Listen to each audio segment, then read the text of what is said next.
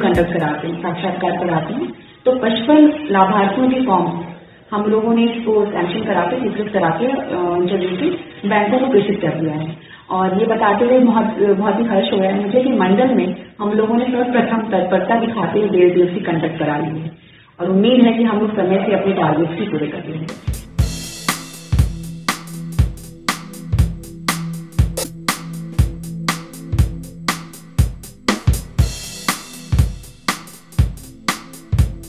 जब से हमारा जीएसटी लगा हुआ है उस पीरियड से बिजनेस का जो मामला रुका हुआ है, तो वहां से बुनकर पहले ही अपनी पीड़ा में प्रभावित है।